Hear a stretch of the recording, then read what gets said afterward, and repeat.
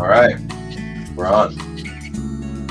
Good morning or good evenings. Welcome to Sunday Night Live, Monday Morning Live, Planet Earth Live. All right, we got on early this time. Can you imagine? No, I don't want this guy. I want. Let's see. Let me see.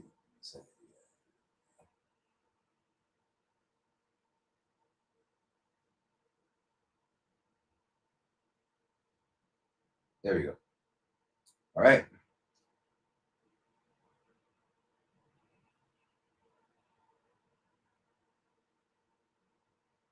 Okay, Colleen, good morning. Good evening. And Christine, Maureen, Wolf Gang, Kath, everybody. Welcome. Welcome. Let me see. Okay, cool. All right, there we go. All right, very good. So, good morning. Good evening. Let's get started. Sunday Night Live. Um, Ontario.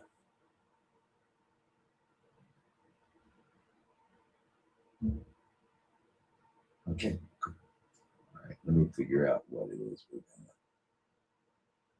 Let me find the questions. There they are. Perfect. Perfect. Okay. So, just as a reminder to everyone, it's Sunday Night Live. We've been doing this for many years now, 5 years, 6 years, I don't know. But anyway, the format is the first half of the live stream lasts 2 hours. First half will be answering questions that have been submitted already, and I've got a list here. Just came in, and then the second half will answer questions for people who have joined. Okay. All right. And also, if you've got active CFCs going on anywhere, and you need some help with that, you can give our clinic a call in Arizona, an Oasis of Healing, and be happy to help you.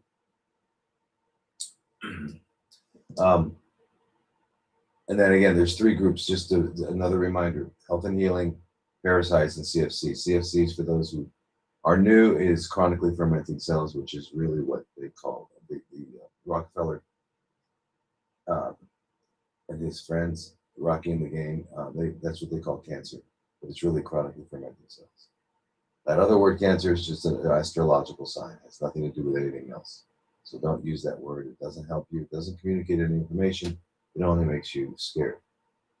And being afraid is not helpful in any way. In fact, it wipes out your immune system when you're afraid. So don't use that word. All right. And let's make sure we got.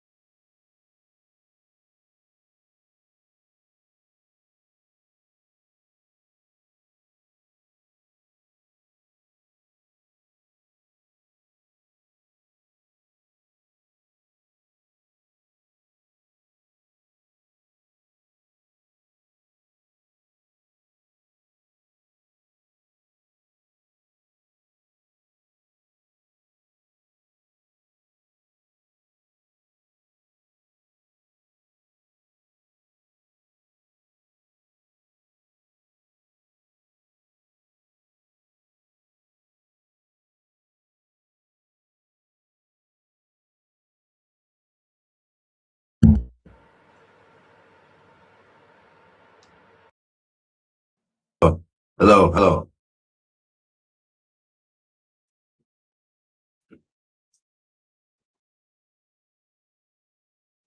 All right. Can you hear me now? No sound?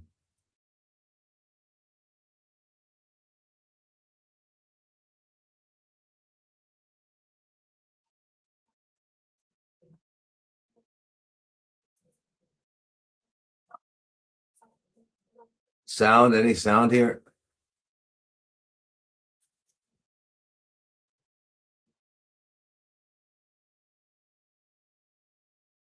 Okay. Sound, can you hear me? Can everyone hear me? Can you hear me now, right? Cool. Okay. And of course, Instagram always hears. Good. Excellent. All right. Cool. Well, where were we? My gosh. Okay. So that's it. We have three groups, right? The health and healing, parasites, and CFC group. And if you're in those groups, if you join those groups, we meet at variable times, usually Mondays and Wednesdays. Um, same time that we're doing this right now, on Mondays and Wednesdays. So now I know most of you in the world have turned your clocks forward or backwards or something. I'm not sure because we don't do that here. So I imagine there'll be some people that will uh, maybe miss the first part of this.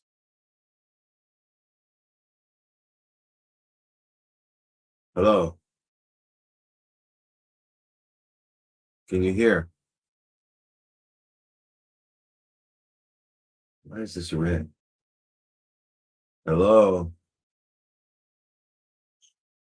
hello. Craig Anoki from Thailand. Yay. What part of Thailand? Okay. Can I be heard? Yes.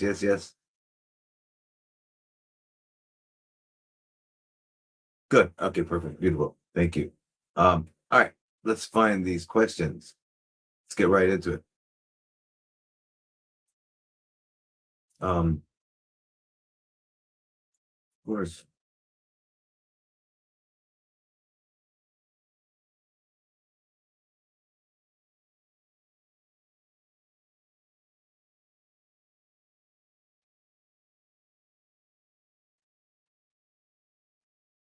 What in the world happened? Uh,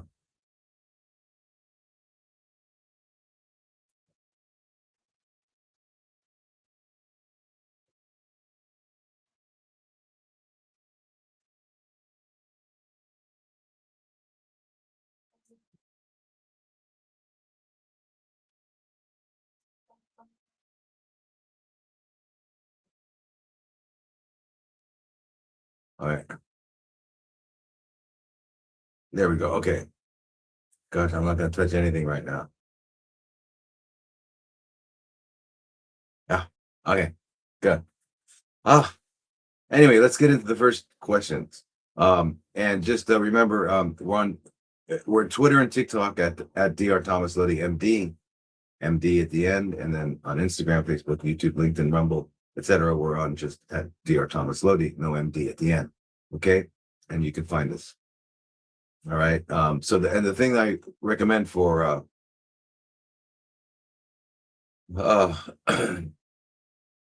everyone, if you want to, interact, because I'm gonna try to answer these questions, but I can't, I can't ask you and fine tune to understand what it is you're asking. So sometimes it's difficult. That's why having these meetings, um, weekly meetings, closed Zoom meetings with a bunch of you is much better. And we get to hear everyone else's questions, and and you find out maybe this person's um, asked the question that you hadn't yet thought of or something. So it's really I think it's much better than a one-to-one, because other people who might have had been going through this longer um, will have a different perspective, and their questions are instructive because they're looking at it differently and all that. We learn from each other, and then of course there's resources. You once you join, you're also on a Telegram group, or depending on which level you are, you might be on more than one Telegram group, and that's where we're 24 hours every day, 7 days a week. Um, we are all communicating because it's all over the world, and so it's amazing resources that everybody has, and the knowledge. So anyway, let's get into the questions for today, and the first one's from Kimberly. and the topic is chemotherapy. What is the best while doing chemotherapy for doing colonics, before the chemo drip or after taking it? My client does it once a week for both breast with CFCs. All right, Dr. Kimberly, remember, it's not cancer because that's an astrological sign. It's chronically fermented cells. So what's the best? The only controversy there would be with regarding colonics and chemotherapy is due to the one of the effects of chemotherapy, which is to decrease the white count. And we've talked about this before. We talk about the white count. We're talking about the white blood cells. We're talking about the cells of the immune system. And there are different kinds of white blood cells. There are neutrophils, lymphocytes, eosinophils, basophils, monocytes. Well, I think that's it. Anyway, so it's the neutrophils that are the ones that are immediately there. So let's say a microorganism gets into the blood, it's immediately taken care of by neutrophils. So neutrophils are there. They also go to areas where there's been an abrasion or a laceration, and there's a wound, and they'll go there. So they're the first ones on. They're like the Marines, and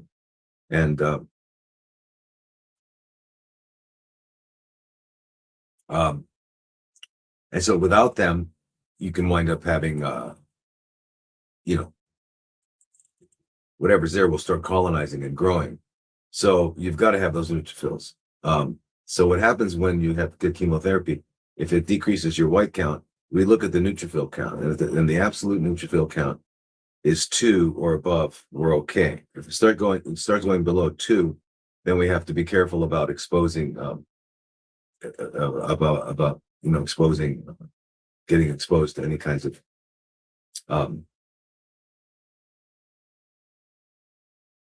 any chance that it might get in our blood system, and that's the whole idea. So even brushing one's teeth, or a constipated bowel movement, or even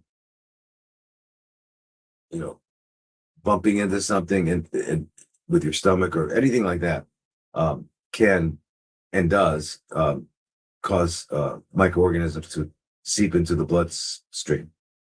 So a colonic could do that as well, just like a constipated bowel movement. A colonic could do that as well. So if the neutrophil count is below 2.0, then you probably don't want to do a colonic. And unfortunately, a lot of times when people are getting chemotherapy, standard chemotherapy from the flesh-colored robots in the hospital, them, they the neutrophil counts gets down to like 0.8, 0.5. It's just, and they let it go. It's for some reason I don't understand.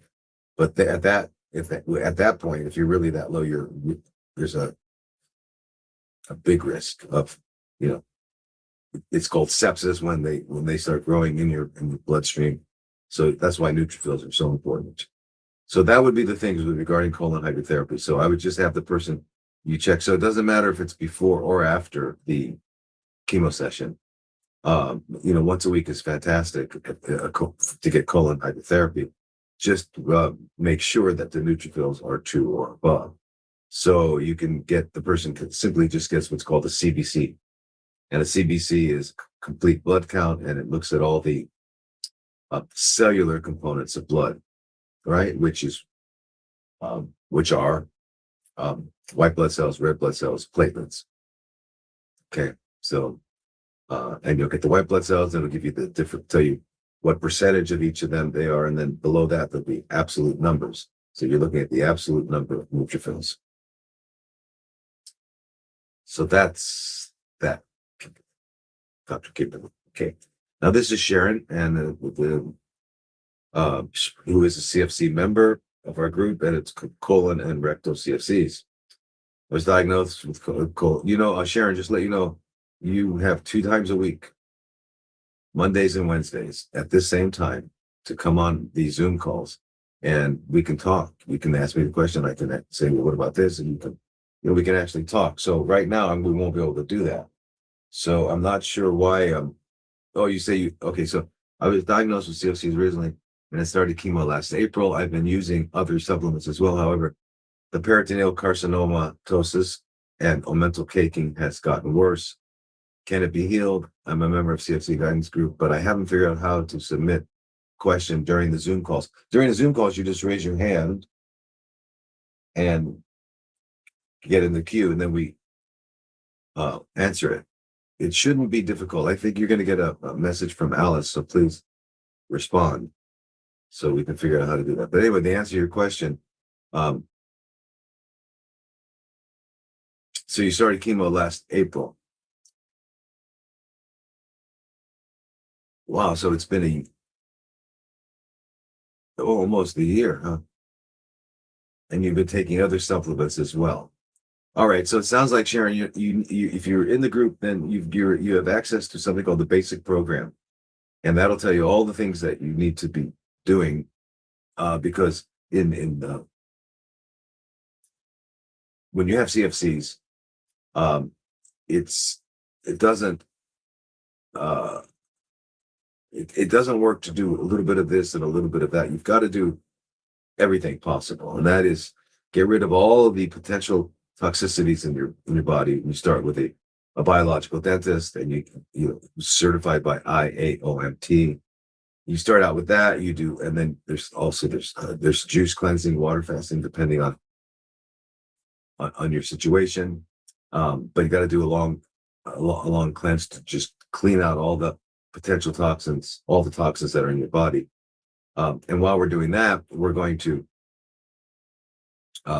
start taking supplements, the right kind and the right amount. There's not many that we need to take.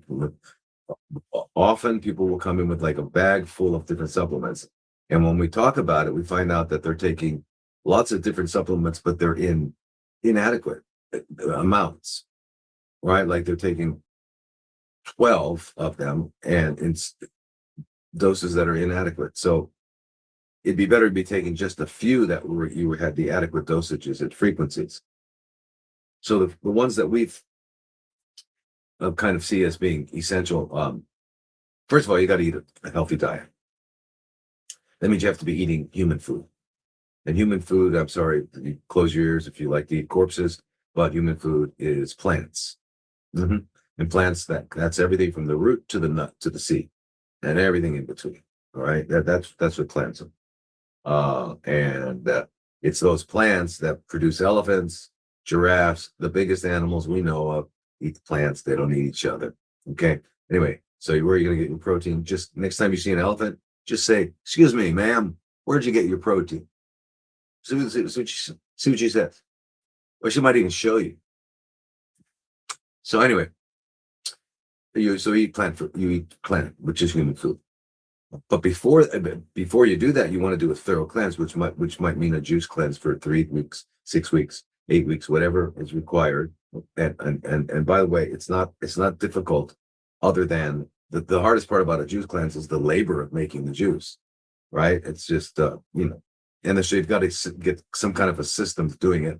And the system that I had used was I would go shopping twice a week, and then you buy all the vegetables that you want and fruit that you're going to put into your juice, and then get home, you wash it all off, and then you take each bunch. I'm gonna make 2 bunches of this, one of these, and you put it in a paper towel, and you package them up like that, stick them in the refrigerator.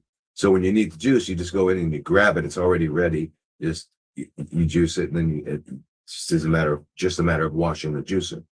And then maybe, let's say you do that on Saturdays, and then again on Tuesdays or Wednesdays, you do the second one. And that way you can, kind of automate the whole thing.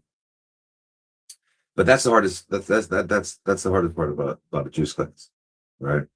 And the first 4 days, you're kind of struggling with appetite, but after that, you find you realize you're not really hungry, which you thought you were.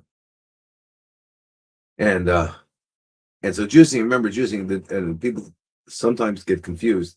Juicing is not the same as a blender. A blender is just blending it up, and you still got all the fibers, the blended up cellulose and fiber. That's not juice. That's basically what we call a blended soup.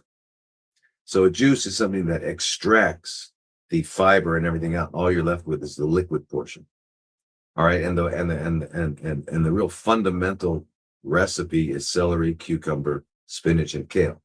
And then you can add lemon and apple, whatever combination of that, or you can even add other vegetables if you want, carrots,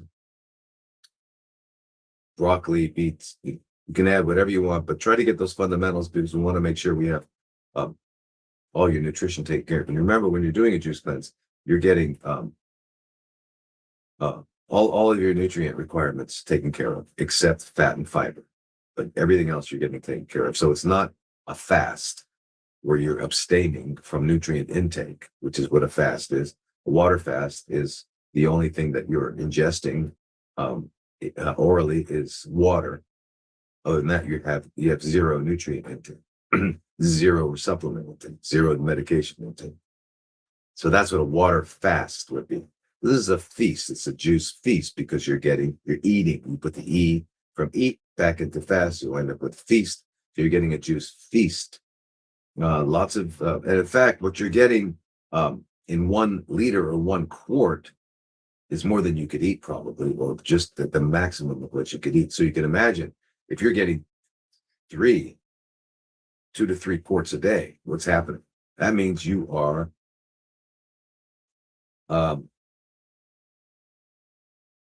getting more nutrition in 1 day than most people get actually in maybe 3 months, right? Because most people aren't eating food that's uncooked and still has its enzymes and all of its micronutrients and macronutrients that have not been modified or degenerated by heat. They haven't been heated. And so you're getting really fresh, live, living food. Okay, minus the fiber, that's all.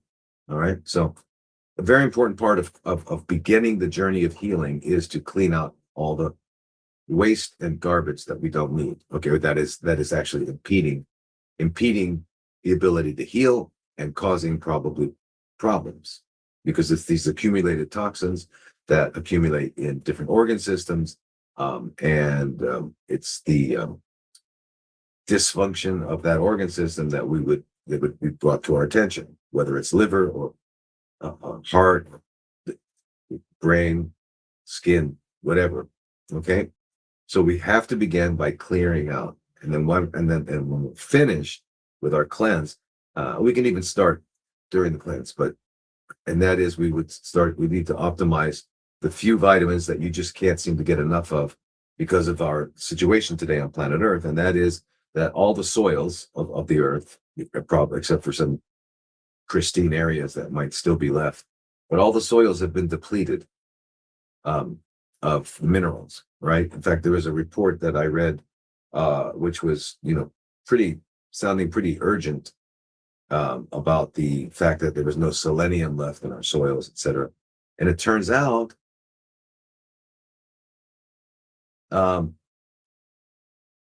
that was 1920 or 1930. So can you imagine now? So anyway, as a result, we need to get adequate amounts of vitamin C, vitamin D, the vitamin A, which is the mixed carotenoids, and the vitamin E, which is the mixed tocopherols and tocotrienols. Celery, cucumber, kale, spinach, lemon, and apple. Celery, cucumber, kale, spinach, lemon, and apple.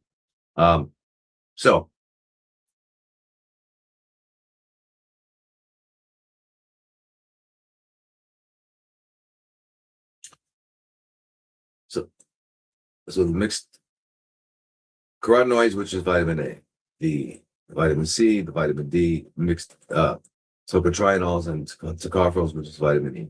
And then we need melatonin, and we need to work on our thyroids, get those straight. And we have all that program, all the methods for achieving this are available on the basic program. But that's what we do. So So with regards to omental caking and carcinomatosis and all that, that's just means that it's disseminated within the whole peritoneum, the whole abdominal cavity. And yes, it can absolutely be resolved, but it takes, at that point, it can't be partial. It's got to be full on. So Sharon, come on tomorrow, same time, and let's talk.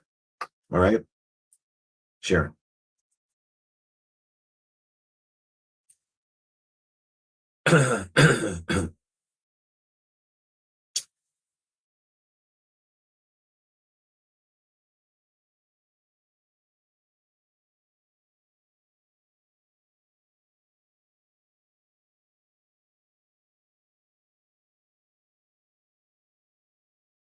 Excuse me, Zay, I'm just trying to see something here.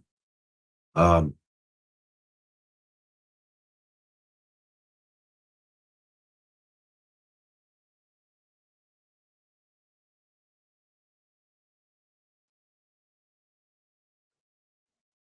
anyway,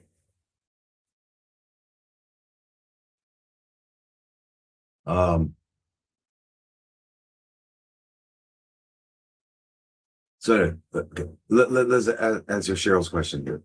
This is with breast CFC. So she's a health and healing member. So she's in the health and healing group. Okay, Cheryl, good. So again, February 17th was the first beginning of these symptoms of slight dull pain on my right side.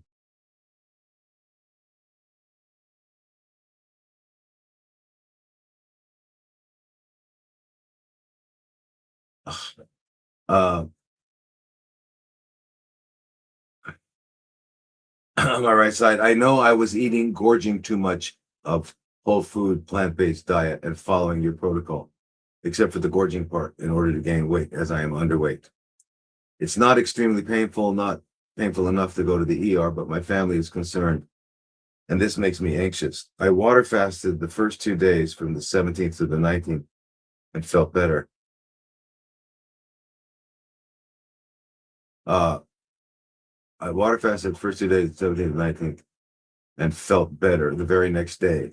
And the day after, no dull ache, but it has come back.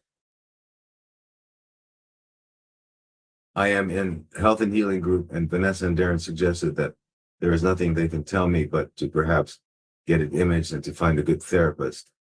I am taking lots of supplements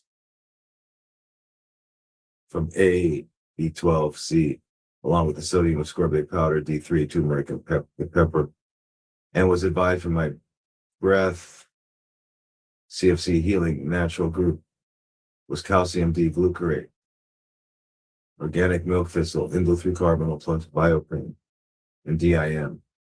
I have been using AI suggestions and all seem to be working, but to breathe in deeply creates a dull ache on my right side. I also have mild stenosis of the spine due to a car accident 30 years ago. Any ideas? Well, tomorrow health and healing group? I hope so. Or it could be parasite group. Anyway, on Monday, tomorrow, you're Monday, right? So please get on there, Cheryl, so we can talk. Now, um, if if it's pain when you breathe in, then that's so you say right side. You mean right side maybe of your chest, the lower part of your chest, because you're not specifying there. So here's the thing. Here's a situation where we would talk, Cheryl, instead of me trying to guess. So you've got to ask these questions on the groups. That's why we have these groups. Okay, um, so you're taking lots of supplements, and that's great. But I would more important than that. How are you eating? What time are you going to sleep? There's a lot of really important questions. Have you already been to a biological dentist? All right, so there's lots of other things, besides just taking a few supplements. Uh, like, so anyway, we really, it doesn't sound like you're you understand really everything that needs to happen. So you should definitely come on tomorrow. But let me just say for now that um, when if you breathe in and it hurts, that means it's pleuritic in nature, the pain, which means that there's a lining the chest, the thoracic cavity has a thin membrane on the inside surface, and then there's a similar membrane on the surface of the lungs, and so they come together. So the lung and the chest wall come together, and in between them is a very thin, thick uh, like mucus type substance. And that is important. So like any part in our body that's moving, whether it's joints, lungs are moving part, wherever there's movement, there's got to be some sort of, like in the joint, we have joint fluid, right? Okay, it's the same kind of fluid that's there between the lung and also where the heart's moving, because the heart's in a sac, um, called the pericardium. And it's so if anything, like the lung, if anything gets in there, if that's disturbed, and either like air gets in there and you get what's called a pneumothorax, or there's something in there that's causing that causes pain when the movement, which is what you seem to have. So there's something in your lung, and if you're saying right side, then we know there's something going on with the pleura on the right side of your in your right lung, from what you're describing. And if you come on tomorrow, we can talk about this in more detail and find out. But if that's the case, then I need to ask you a lot of the questions. Are you short of breath? Blah, blah. So you got to join me, okay, tomorrow. And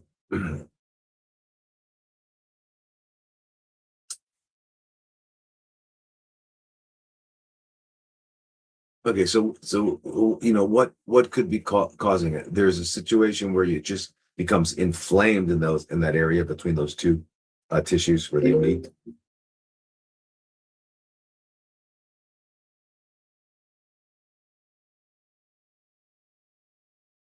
Um,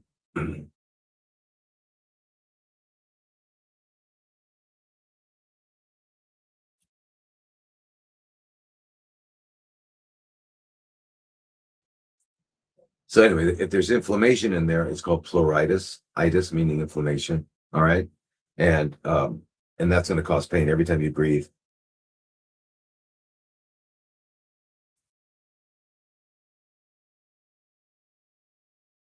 Every time you breathe and move, it's going to cause pain.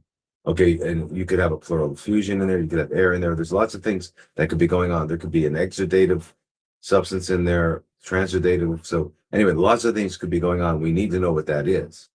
All right, that's or how to deal with it. So what we would do in that case is we'd probably get an X-ray or a CT to see what's going on. But I would have to see you. I mean, how you're breathing. Are you short of breath? There's a lot of things that we need to know in order to take this further. So please contact me. Now, okay, the next person is Gary. And topic is other. I have an eye issue, a blind spot. I went to see a doctor and have to get shots in my eye. He said it was histoplasmosis. I looked it up and it's a fungus. Now I wonder why I did not get prescription for funguses. Anything I can do? Yeah,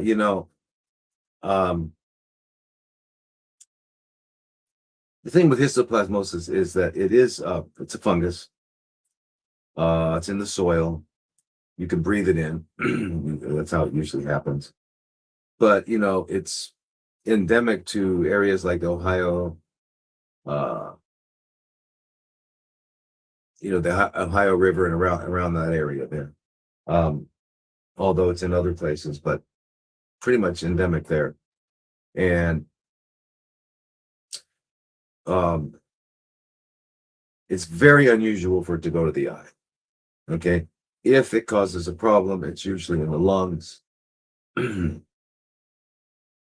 problem is the doctors, they don't do what one would think they should do, and that is try to get a sample of something like, in from your eye or from your lung, or wherever it is, and try to grow it in the laboratory and see if there is an organism involved.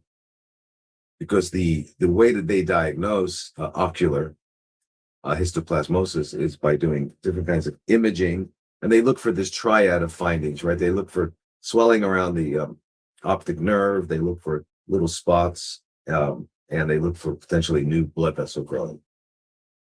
But that triad of findings can be found in many other things. So it's that's why they call it a presumptive diagnosis. Presumptive, they presume, but they don't know.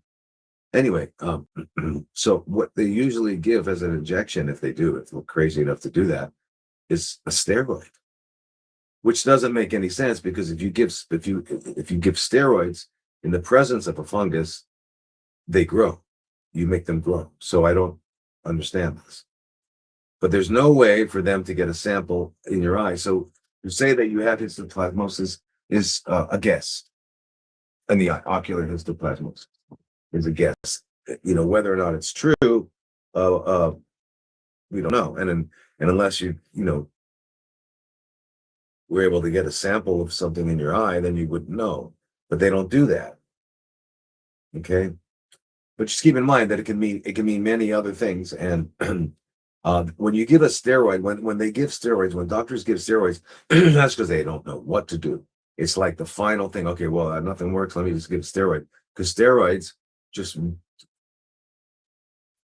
wipe out the immune system, which is usually what's causing the symptoms, because it's the immune system trying to take care of things. And so if you wipe that out, all of a sudden you don't feel your immune response. So that's good, huh? No, because you need an immune response. So it's yeah, but that's what they give. So they give a steroid. So steroids, again, are when doctors don't know what else to do. Now wait, let me just put this back here so I can see what's going on here. Okay, so anyway, so just to as a reminder, so there's this triad of findings, right? Where you've got these little white spots, you've got swelling around the optic nerve, and you've got some new blood vessel growth. So one of the treatments they give is anti-angiogenic treatments, like Avastin, which is what they give it's part of the chemotherapy regimens for CFCs, is to give something like that. But guess what a really powerful anti-angiogenic, probably the most powerful, is vitamin C. And then there's curcumin, and there's quercetin. I mean, there's so many amazing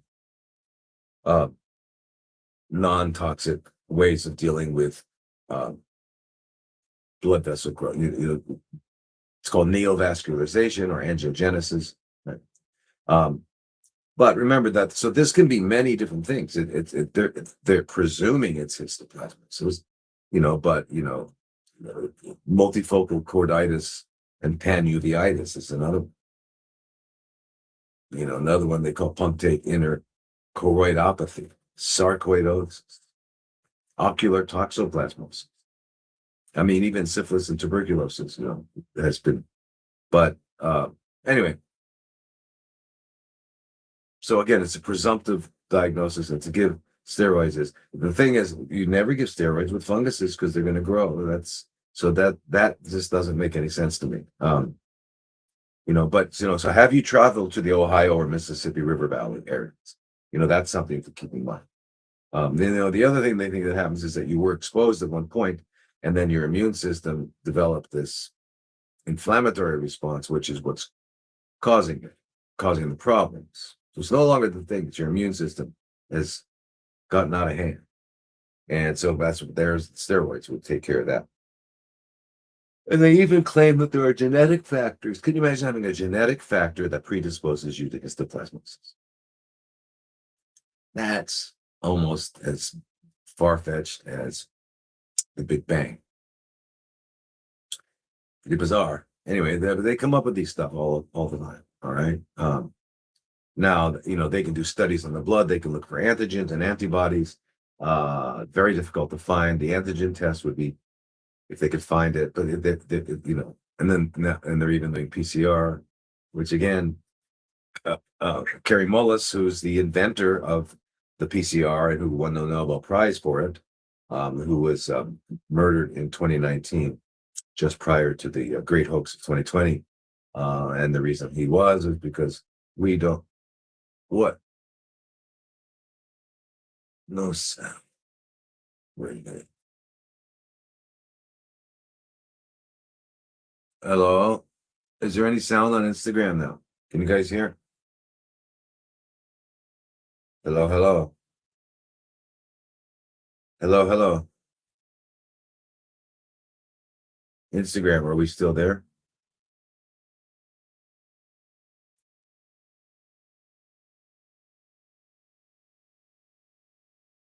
Come on, come on. Yes? You can hear me? All right. Hello. Okay, good. All right. Looks like we can. All right. Well, I don't know how that happened. Anyway, that's that. Okay, great. Okay, so there's all kinds of tests. And the problem is, regardless of what they find, there's nothing they can do anyway. So why? Anyway, and keep that in mind about the world of medicine.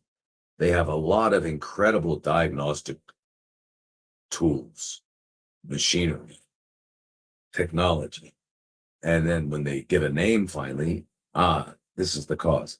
They don't know what to do with it except bomb it and kill it. So that's the problem.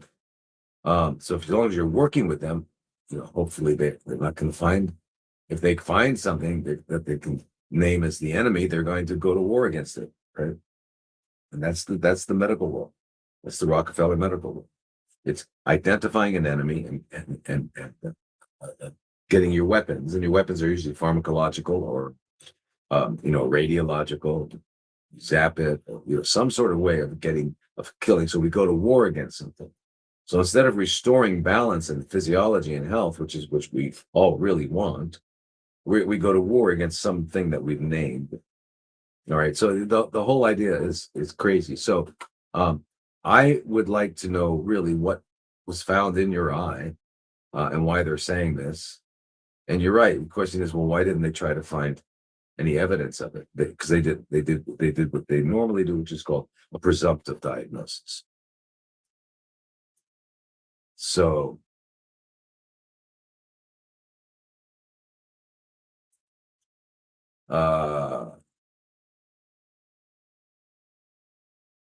anyway, I don't know if you're better or not, because you didn't say whether or not did it help or what's going on. So Gary, why don't you join the health and healing group so we can talk about this further?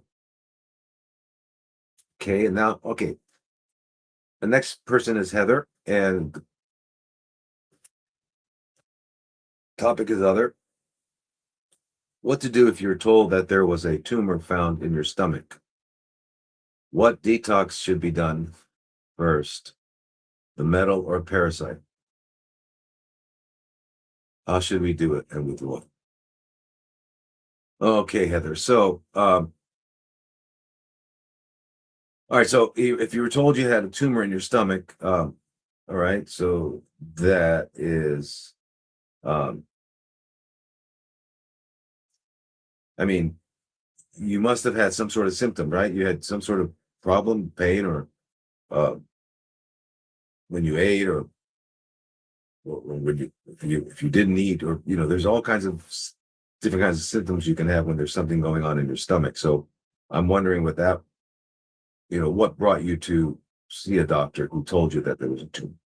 And so to find a tumor, they usually what they can, if it's in the stomach, they can do endoscopy where they look down with a scope at it, or they can do CT scans or different other kinds of imaging. But when you're just using the word tumor and stomach, sounds like they did not biopsy it, which is great at this point. You don't need a biopsy. It's not going to help in any way.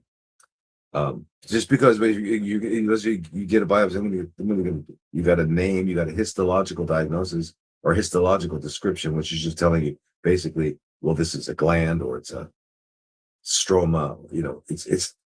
It doesn't help you. It doesn't tell you how you got it or how to get rid of it. All right. So what detox should you do? You should do the whole thing. First of all, Heather, please join our CFC group. But there's a whole series of things, and you may have heard me talk about it in the past and also today, even a little bit. The biological dentistry, number one, by IAOMT, certified biological dentist. Okay. Make sure there's nothing going on in your mouth, because the mouth has direct effect on specific organs. So, and then do a thorough juice cleanse, like we were talking about earlier. If you were listening, you do that cleanse. That's the cleanse you start with.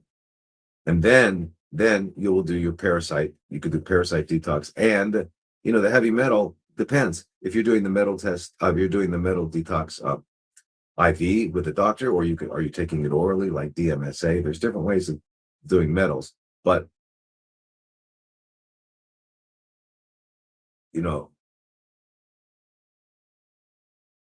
okay. And then the parasite cleanse, again, we look at your liver function. So there's a certain way of going about that. You got to make sure your liver function is okay. And then the different protocols that about, which is usually includes ivermectin, one of the benzimidazoles, either fenben or mebendazole or albendazole. And the third one is niclosamide or praziquantel, depending on the situation. And then an antiprotozoal like nitazoxanide. And you do these, 3 times a day for 3 weeks, then rest a week, and then 3 weeks, and then rest a week. And so that's and where do you get it? You can get the parasite visit. There's many places you can get it. You can always contact my assistant at hello@drlodi.com. But before you even do that, you've got to be, got to look at everything. Don't just focus on one of the, that's an unfortunate thing that happens. A lot of people focus on the parasite. I got to do a parasite cleanse or one aspect of it. And remember, when we're dealing with CFCs, we got to do everything possible. Everything. We need to do everything. Okay, which is everything from what we eat, when we go to sleep, movement. It's every aspect of our lives. Okay. All right. So Heather, you got to join our group so I can really help you, because there's so many unanswered questions at this point. All right. But that goes for anybody who's got thinks they might have CFCs anywhere, is what we were just saying. All right. Now we're talking about Rachel, and the topic is leaky gut. Hello, please tell me how I can heal my leaky gut. I have hypothyroidism and Hashimoto's. All right. Well, Hashimoto's is the name of one of hypothyroids. Hypo. The only difference is between Hashimoto's, hypothyroidism, and hypothyroidism without you saying Hashimoto's is they have antibodies. They found antibodies, and so they call it Hashimoto's. Same thing. All right. And leaky gut, yes, we all have leaky gut. And there's first of all, what is leaky gut? Leaky gut is when the tight membranes between the cells that line the gastrointestinal tract, the tight junctions are loosened, and things are able to get through into the blood in a larger size, or they haven't been processed, and that can cause a problem. And so those tight junctions have to be healed, right? And that has to do with again, cleansing and all that. But then people often take biocidin or some other kind of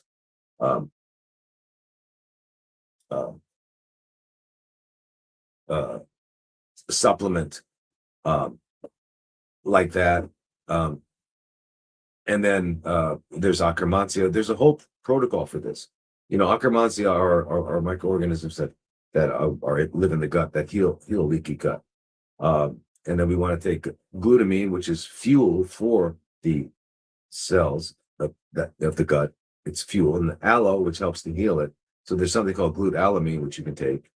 And the uh, the biofilm is why the biocidin would help eliminate the biofilm, but there's other things besides biocidin. So the whole idea is this: cleanse it.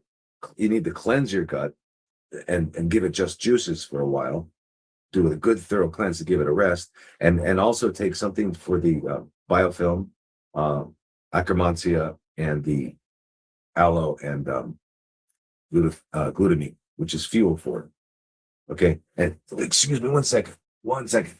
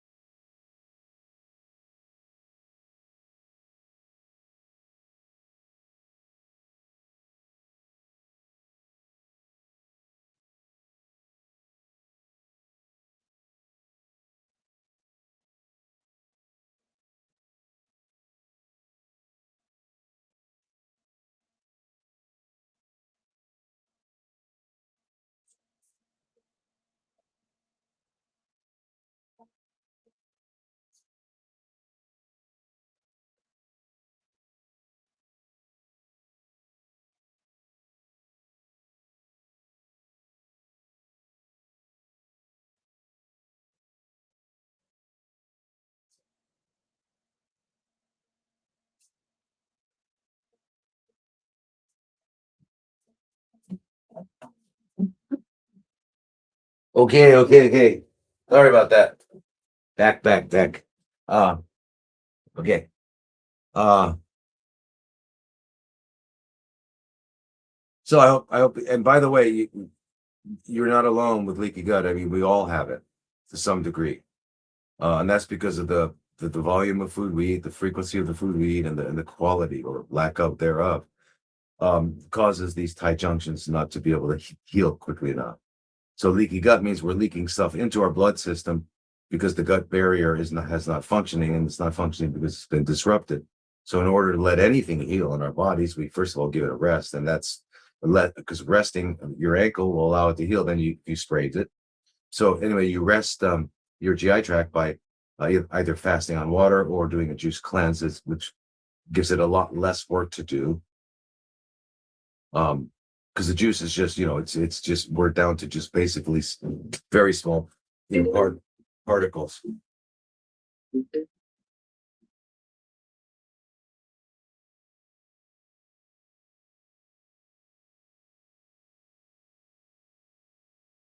And which doesn't require a lot of work by the GI tract, so it can easily do its um, so it's got less work to do, so it has more energy for healing. Okay, so remember that when a part of the body is not busy doing whatever it's designed to do, whether it's whatever that organ is doing, when it's not doing it, it has more energy for healing, right? Which is very, very important. So that's what we do, and then as I said, you take something for the biofilm, something like biocidin. You can look up. There's lots of different ways of dealing with the biofilm, and then of course, Akkermansia. This is a microorganism that's healthy, and it helps us, restore that, and then food for the cells of that line the small intestine, so that they're strong, and that's glutamine. All right, so that's a very good way of doing it.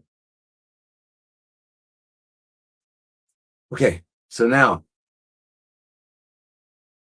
regarding hypothyroidism and Hashimoto's, you need to do it. I hope you've been listening for a while, because you'll know that we're all iodine deficient, because we don't, we don't get enough. We don't eat sea vegetables, which is our source of iodine, right? Japanese eat a lot of it, like they get like 13.8 milligrams a day of iodine, and we get, if we're lucky, 100 micrograms. So if we're lucky. And so we're iodine deficient. So one of the first things you do, which can result in what they call Hashimoto's, It can result in what they call graves. It can result in all sorts of thyroid problems because it doesn't have the what it needs. And remember, the purpose of the thyroid hormone is to deliver iodine to the cells. So if you don't have the iodine there, it's not going to do that. And it's probably going to pick up one of the molecules in the body, atoms, that are very similar to iodine, like fluoride, chloride, and bromide, right? And it'll pick those up, and then they're of no use. So basically, you have no, you have, it's as if you're not making thyroid. Okay, so that's it. So what do you have to do? You have to replace the iodine, which is something you would do by taking like Lugol's or iodoros orally, 25 milligrams a day. But while you're doing that, you need to make sure that your thyroid function is healthy, because it's got to be healthy. It's going to take you at least a year and a half to fill up that the deficit you have in iodine. So you do that by getting a natural thyroid. You can go online and get Thyrovanz, Thyrovanz. You can get that online without a prescription, and you can start to take that and you measure. You don't look at your blood test. You measure your thyroid function by getting your basal body temperature, your armpit temperature, 5 days in a row in the morning before you get out of bed, and average it. If it's less than 97.8 Fahrenheit or 36.6 or 36.8 Celsius, then you are hypothyroid, low thyroid function. And then that's when you would take the Thyrovanz in the morning, empty stomach for a while. And then you find out if you need to increase by checking with your basal body temperature. That's what you use. You can't trust the blood test because we don't know if there's iodines or fluorides or chlorides, right? I hope this is all making sense, because I've said it a million times, and you can find it in lots of places. So,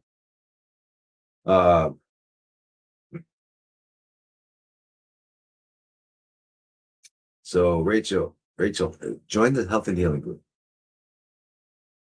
Okay, and then we can talk, because we meet every other week, and you've got access to. Oh, no sound on Instagram again.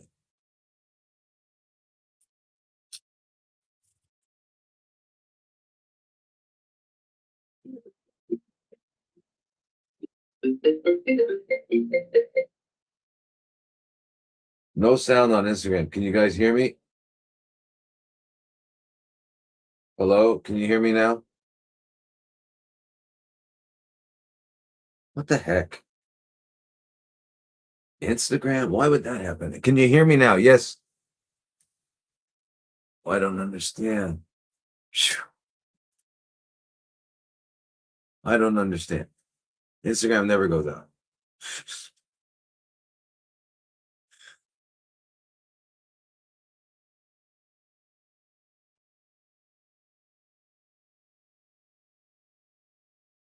Anyway.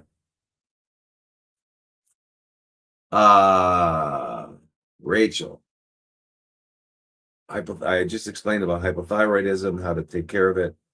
And Rachel, please join me on the Health and Healing group so I can talk to you. We can get this straightened out, because the fact that leaky gut and hypothyroidism, that's what's been discovered, but these are all manifestations of an internal toxicity that we've got to deal with that. So we want to heal these. We want these situations to heal while we're eliminating these toxicities and stuff, which is essential. So let's do that, Rachel. I hope you heard. I hope you weren't on Instagram. All right. So this is Ginger, and says, sorry, this may be duplicate. I'm 66-year-old. Should I be concerned about elevated ferritin?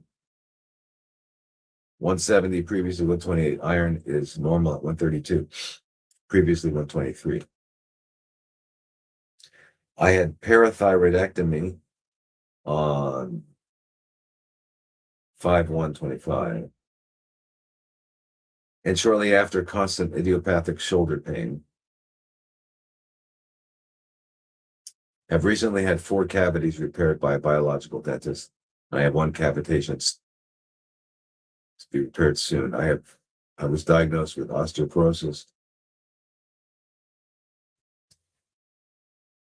And endocrinology doctor strongly advised getting Prolia injections and others like Forteo. Not only am I postmenopausal, but the parathyroid problem has contributed, no doubt, to osteoporosis. Are these safe and would you recommend? All right, so Ginger, your ferritin going up from 128 to 170. Remember, ferritin goes up for many reasons. One is it's if there's an acute inflammatory process going on, then ferritin will go up. It's one of what they call the acute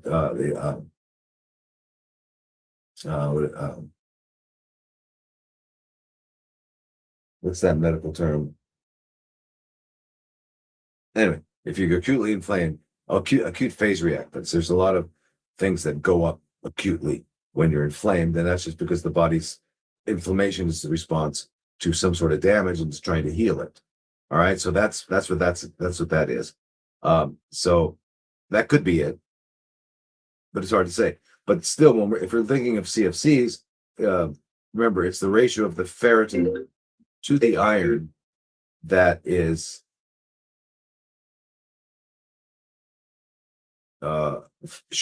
we don't want it to be 5 or greater. So the ratio of the ferritin to the iron, we don't want it to be 5 or greater. So in your case, with your ferritin being 170 and your iron 132, that's the ratio is, like 1.1 or something, 1.2. It's very small. So it's not near that to be concerned about.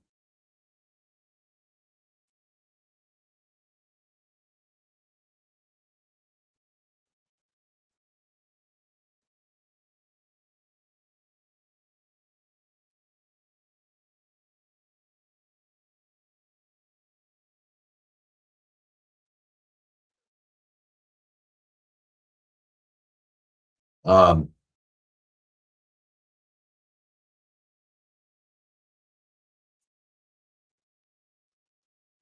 all right. Okay. Now, so that right now I don't see a concern.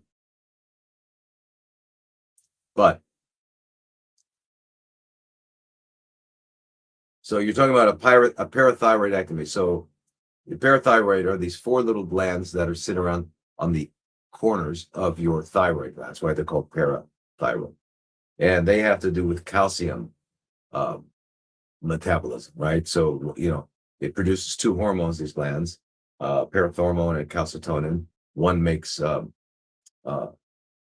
pulls calcium out of the bones, and one puts them back into the bones because the bones are the storehouse for calcium, and calcium is a very essential element, atom, um, in so many ways. I mean, in so many ways, how our muscles contract. It's all of our cells need it. It's very, very important. Plus, it's an alkalinizing agent, like magnesium. All the minerals like that are alkalinizing. They produce alkalinization. Okay, so um, so if so, I don't know the degree of osteoporosis you have or any of that, but I know that one sure way of resolving osteoporosis and restoring your bone density is with something called disodium EDTA. Disodium EDTA is a chelating agent, but it has to be disodium EDTA. It cannot be calcium disodium. So you got to find a doctor who really knows how to use disodium EDTA. Okay. If you do that for 40 treatments, usually osteoporosis is completely reversed. But the doctor must know that. Oh, can you hear me now, you guys?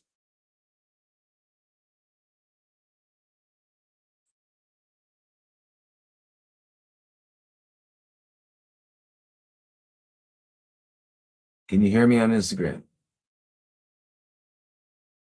Hello, can you hear me on Instagram? No sound now?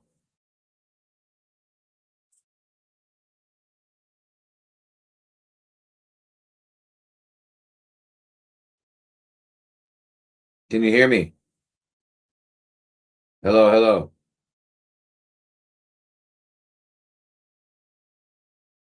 Um,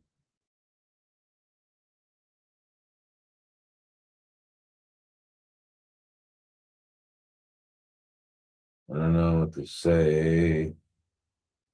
I don't know what to say. There's no sound. Uh,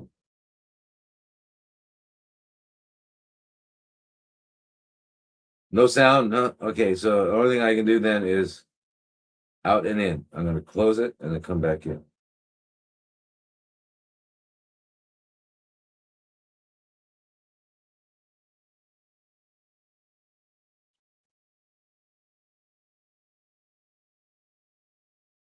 Okay. So we're back. Let's see.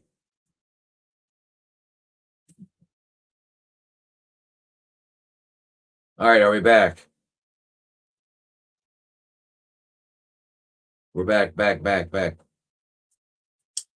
Imagine this week we're having trouble with that.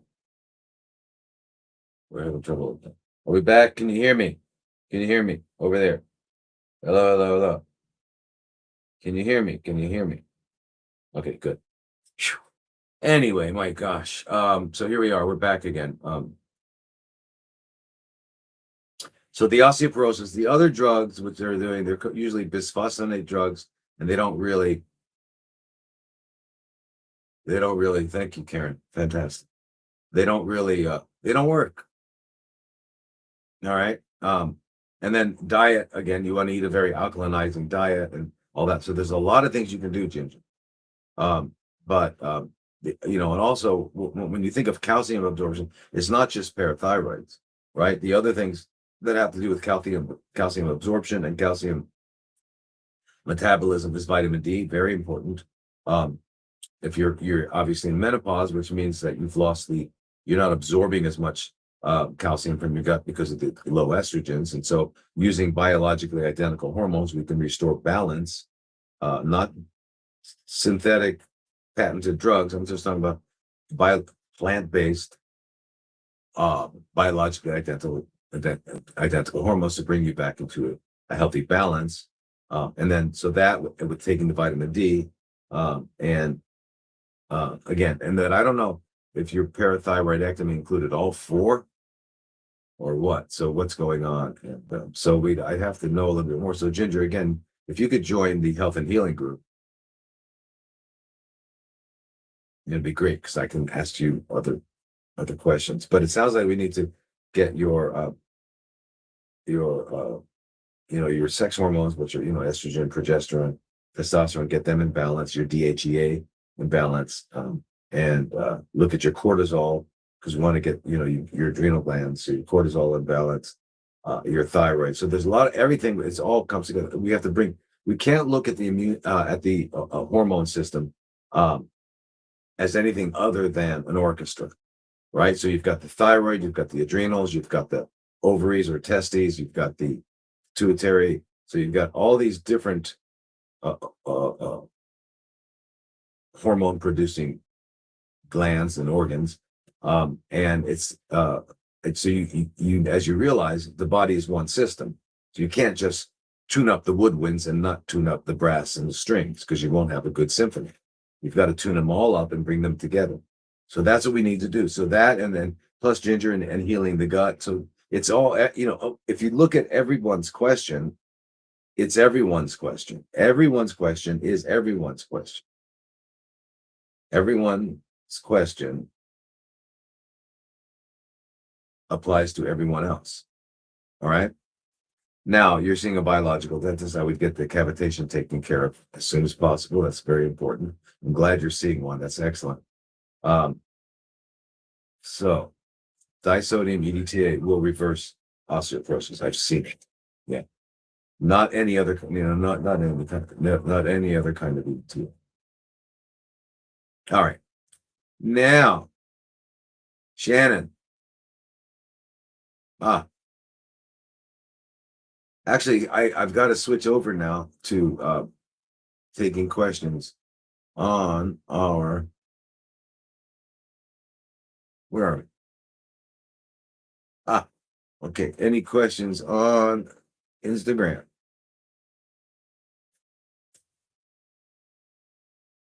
Okay, I don't see any there. So let's look over here. This is from Jane here. It says, if I join Health and Healing Group, do you work with us? I have been hypothyroid for years on level thyroxine. I'm diagnosed with Hashimoto's, just diagnosed with osteoporosis this past week. Recently diagnosed with a diffuse scleroderma. After a COVID injection, I'm very overwhelmed. Yeah, Jane. Yeah, absolutely. Join, and then every other week when we're if you're on the health and healing, that's every other week. You're on the group meeting, and we deal exactly with whatever's going on. Yeah, disodium EDTA, correct. It's got to be IV, intravenous. It's a 3-hour protocol, and the doctor has to know what they're doing. They have to have been trained. Make sure they were trained by ACAM, American College for the Advancement of Medicine. Should have trained them. All right. Okay. Uh, yeah. So all of these things, James, that you're getting diagnosed, they're getting naming. You're naming. You have this. It's all one thing. Okay. We need to take care of it. Okay. So yes, I will work directly with you every other week. And then you'll also have all this other resources. So it's a good idea. Okay. Um,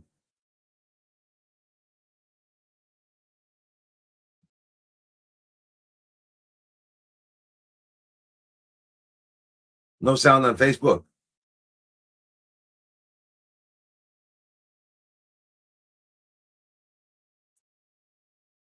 Is there sound? What? Left Instagram. I don't like Instagram.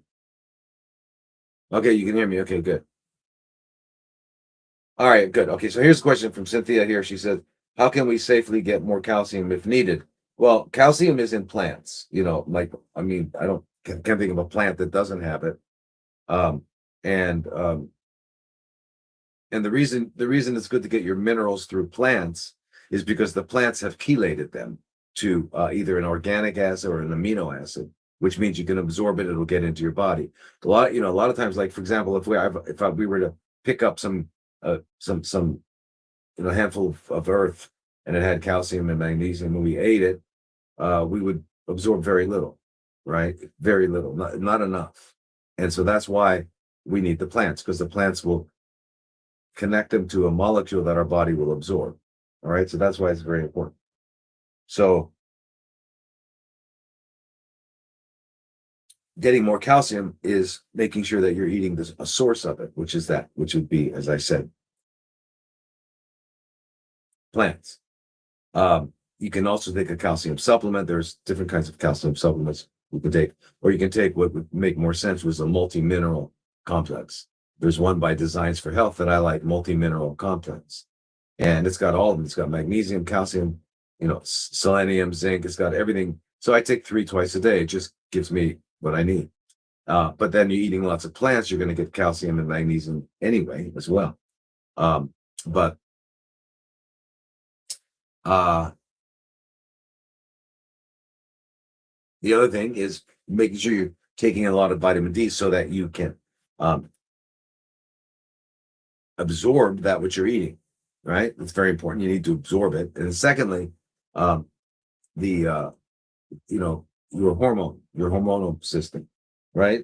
So post if you're post menopause as a female or post andropause as a male, then your hormones are out of balance, compared to a younger person who doesn't have that yet. So what happens when we go through menopause or andropause is we stop producing hormones as much. We have a hormone deficit, and those hormones have much greater effect than just uh, reproduction.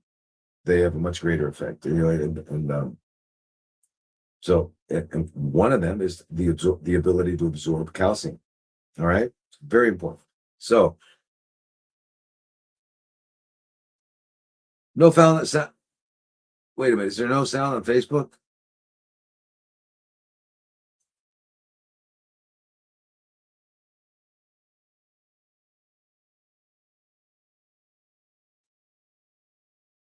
How much vitamin D? Well, I take 30 to 40,000 a day, units a day. All right. I like to keep my level above 120, at least 120. All right. vitamin C supplement. It's got to be a liposomal sodium ascorbate. Liposomal sodium ascorbate. There's lots of them. Just go online. The one that we use often is, let me just show you to. I can't show it to you. Let me just, where is it? It's called Sun Lipid. So Sun Lipid Liposome is, I guess, the name of it. It's liposomal vitamin C. It's 1,000 milligram packages, and you take 2 of them 4 times a day. Okay, 2 of them 4 times a day. You can get it at iHerb. Sun Lipid. Lips. All right, now,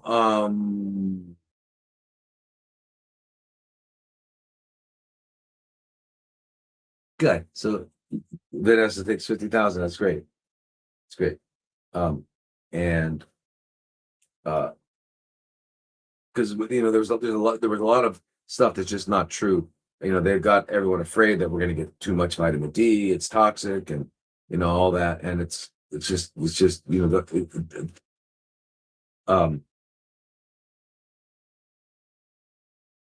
keep your level up around 120. Your diet, which in my diet your diet needs to be plants, vegetables. That's what we need to. We need to be eating plants, because with plants we're going to get all of our nutrient requirements met, all of them. We're going to get our amino acids. We're going to get our fats. We're going to get, because we're eating the nuts and the seeds. We're going to get our fats. We're going to get our carbs. We're going to get our phytonutrients. Or we're going to get our chelated minerals. Everything we're going to get from plants. All right. So that's that. And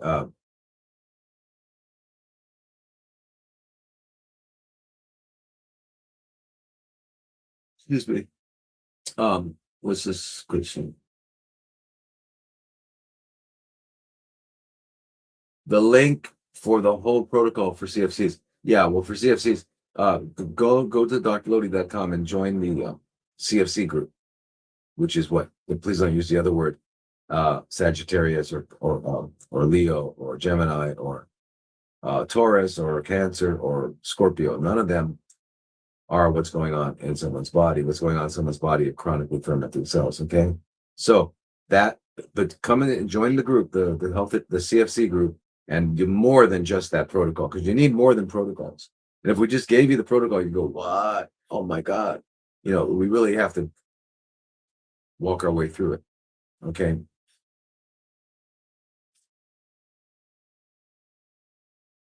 All right. So what do you talk about water fasting?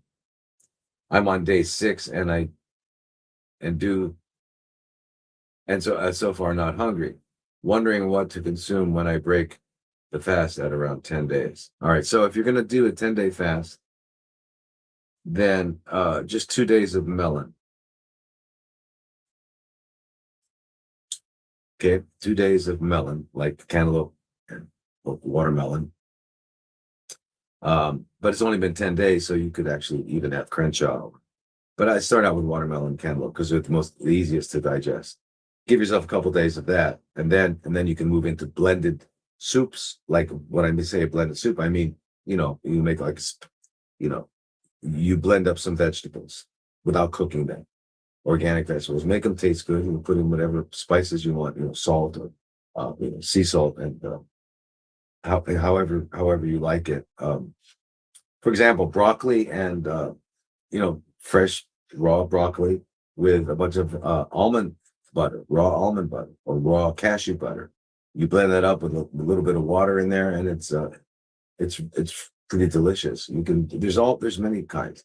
You can do an avocado and spinach soup, which is delicious. 2 bunches of spinach, the juice of half of a lemon, and maybe 2 or 3 avocados. Blend it all up, and it's delicious. Put a little bit of sea salt on it, and maybe dice some onions. Very, very delicious.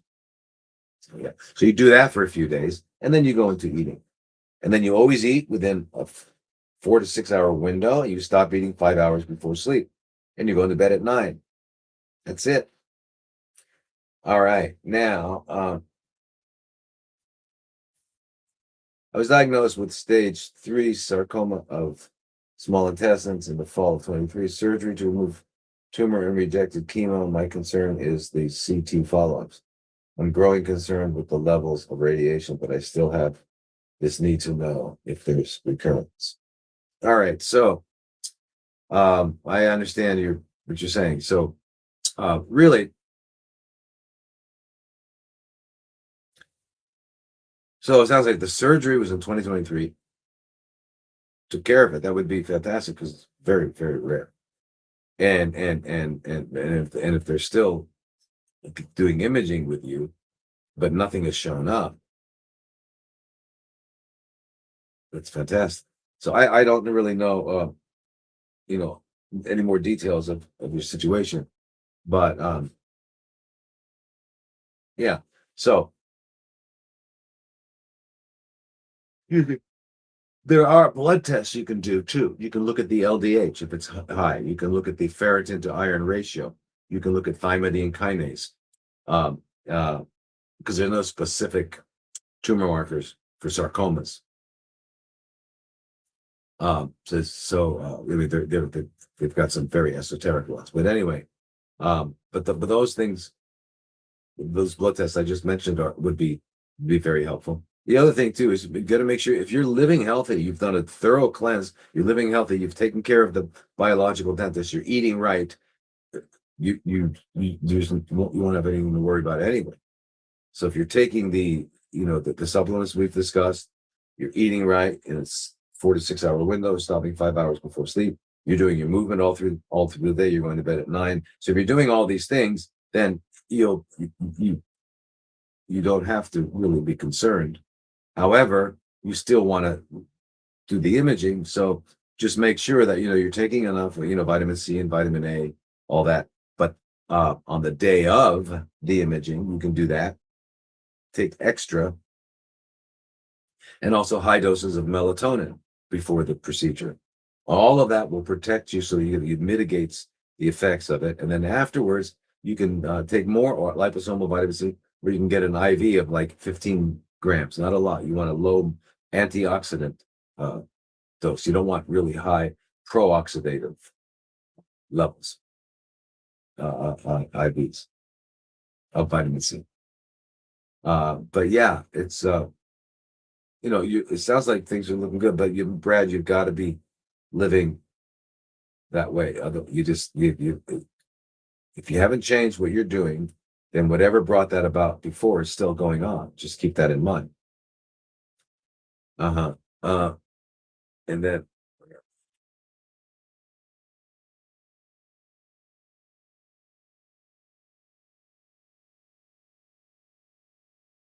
good. Clear scans. Great. And there's no questions on.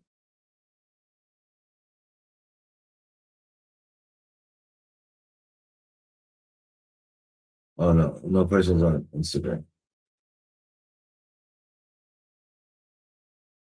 Okay. All right, good. I guess not. All right. So where are we here? Uh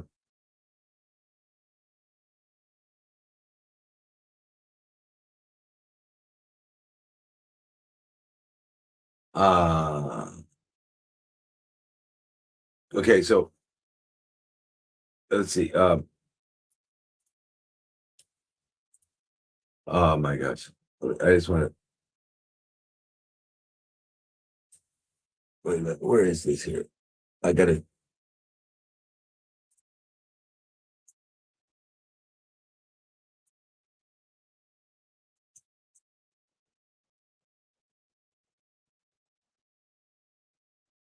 anyway. So let me see.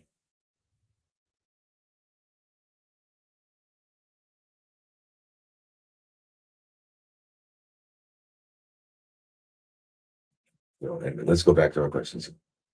All right. Go away, go away, go away, go away, my gosh.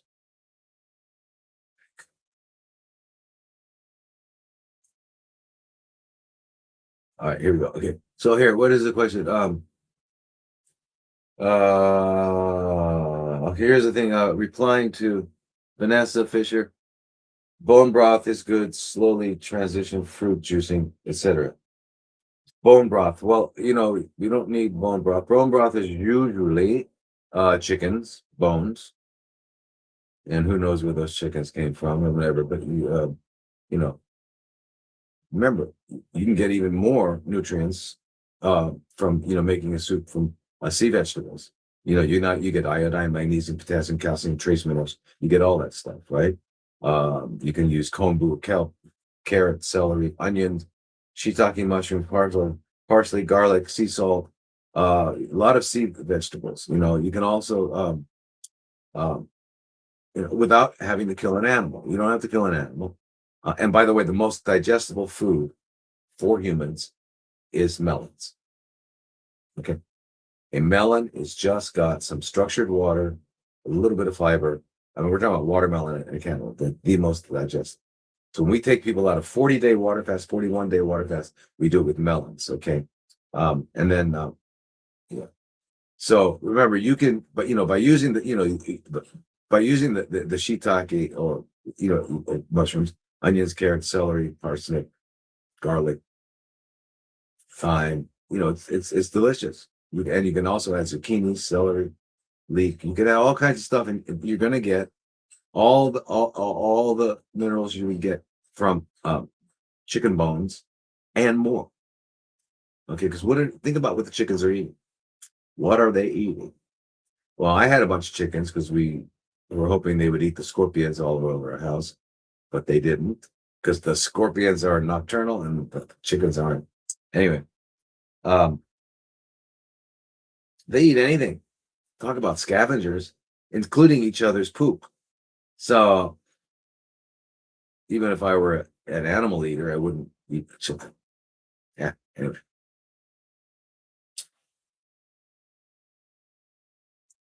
All right, so I was taking the Fenben and the ivermectin the way you said in the protocol, but I was taking charcoal.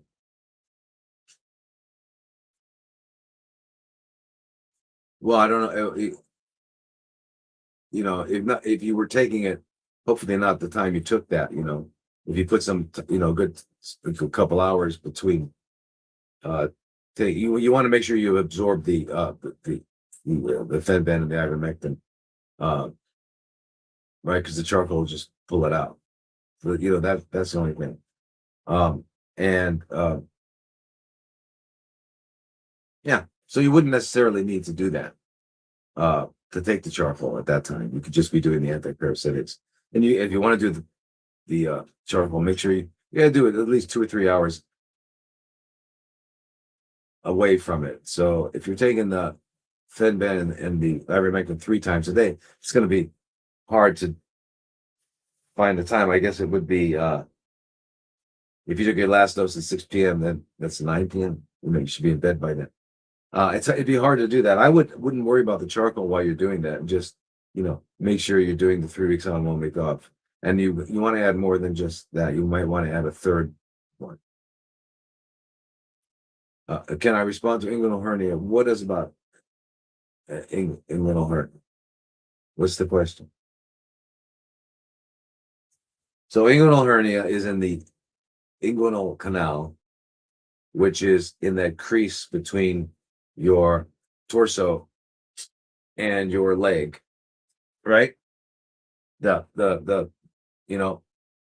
got your genitals, whatever they are, if you're man or woman, and then they got your leg on the side in between, kind of like that valley there. It's called the inguinal canal, inguinal area. And then there are hernias there. And we can have a direct or an indirect hernia, meaning it either comes through the through the right through your. So a hernia is when when the gut, the intestines, pushes through the abdomen, right? And so what happens is the muscles, the abdominal muscles, if they kind of spread apart, and the part of the gut can come up through. That's called a hernia. or it can go down through the inguinal canal into at the bottom. So if it's a male, it could go into actually into the scrotum. If it's a female, then could actually go into labia. But so what do you do? Well, it depends. Now, with hernias, you've got to there's they're distinguished by being called reducible and non-reducible hernias. And a reducible hernia means you can, it bulges up and you can push it down. You're able to reduce it. If you can't reduce it, it's going to be painful because that means it's maybe turned and it's locked. Like it's kind of locked, and that's going to block off blood supply, which can be very dangerous because if you're blocking off blood supply, then that part of the bowel will die. You'll have that's emergence. So if it's not reducible and painful, then you've got to get over to an ER right away. Let them reduce it. They've got to reduce it. Okay, they've got to be able to turn it back. And you might be in a lot of pain. You might not be able to do that to yourself. So anyway, so there's reducible and non-reducible. So if you can push it back down, it's reducible. And then the question is, how much is coming out? Can you just wear like a something to bind it, make your abdominal muscles strong? And you can do that. And there's ways of doing that. So if you work with one of our people, if you join the group, you can work with Darren, join the Health and Healing group. You can work with Darren, who's a kinesiologist, and he would help you really strengthen that part of your body. So there are ways of dealing with it that are non-surgical, but you've got to have it assessed whether or not it's reducible or not reducible. That's the first thing to know. Sounds like it's reducible, otherwise you'd be in a lot of pain, right? And so that's that.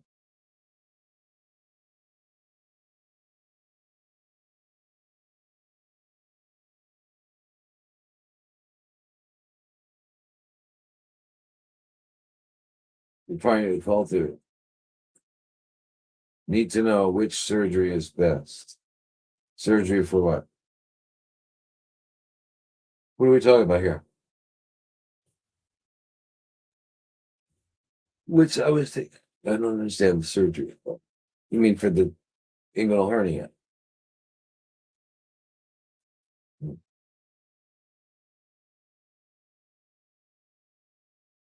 All right, so here's Katrina, and she's saying, how do you treat blood CFCs? Okay, the same way any other. Remember, the only difference between any of them is the location in which they started. It could be breast, ovary, brain, pancreas, colon, blood, bone marrow. But it's still the same process going on. And so what we need to do is we need to everything we've been talking about. I hope you've been listening. Biological dentistry, cleansing. It's the same process because we're talking about the same thing. And that is aerobic glycolysis, which defines CFCs, right? It's going on, whether it's going on in the ovary or the bone marrow, it doesn't matter. It's just the location. So the same thing is remove all the toxins, make sure you're well nourished, eat healthy food, live healthy. That's what we do. And then there's intravenous vitamin C. So especially if you've got in the blood and you've got even a high white count, there are some times where we actually need to do a chemotherapy. If the white count's really, really high, we've got to do that. I'm talking about 200,000, 300,000. Then we've got to do that. And we did that with insulin and low dose. It's called IPT, and that is high lymphocytes on a wait and watch. Let them wait and watch each other, okay? And you take care of yourself. And that is start getting healthy. And don't just take ivermectin, fenbendazole, because that's the military approach. You've got to make sure. Listen, if you figure out a way to get rid of it, but you keep making it, you're going to be on an endless cycle. You got to stop making it.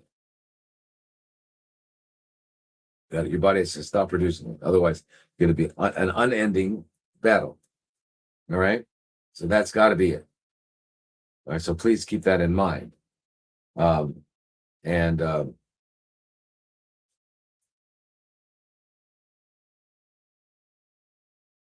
So Debbie, the whole thing is this. It's a matter of um, understanding when we're talking about CFCs, what they are, how they got to be that, with the chronically fermenting cells, because they lost 60% of their mitochondria, so they can't use oxygen. So they're fermenting. That's what they are. How did that happen? Because of toxicities, cumulative toxicities. Okay. So number one, we got to do, get rid of the toxicities completely, clean everything out, and then start eating real food, and then living healthy. And then we can use things like intravenous vitamin C, intravenous ozone. There's lots of fantastic therapies that will augment all this tremendously. And we usually don't ever need chemo, but if we do, we can use it with small, with 10% doses and with insulin. And it works very well. Yes, I'm familiar with Simon Yu. I know him. And I got trained by him to do his AMA testing. He's a great, he's able to find things.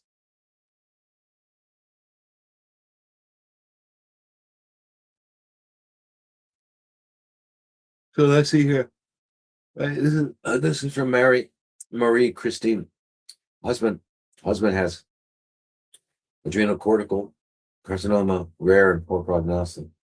37 years old. He got left kidney, left adrenal spleen, part of pancreas, and part of the diaphragm removed in September 24. Scans were clear until January 26. A PET scan showed 4 centimeter mass on the diaphragm scar.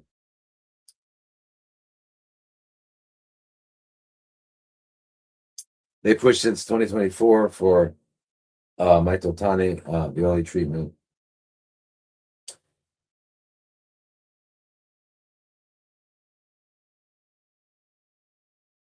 He doesn't want to do anything else. He is on Fenben, ivermectin, methylene blue, many supplements.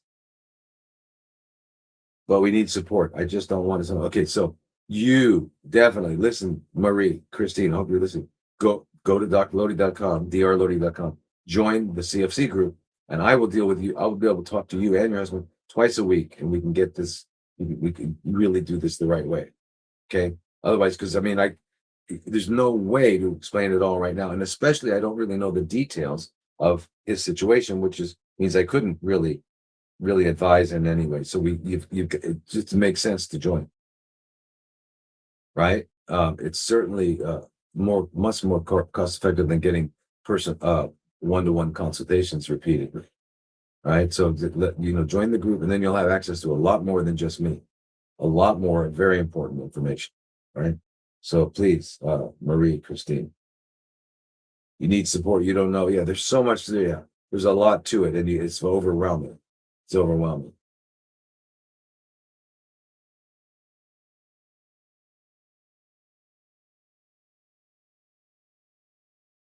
Excuse me. People, I don't know why I went to bed at 9, but couldn't sleep till 1 for some reason.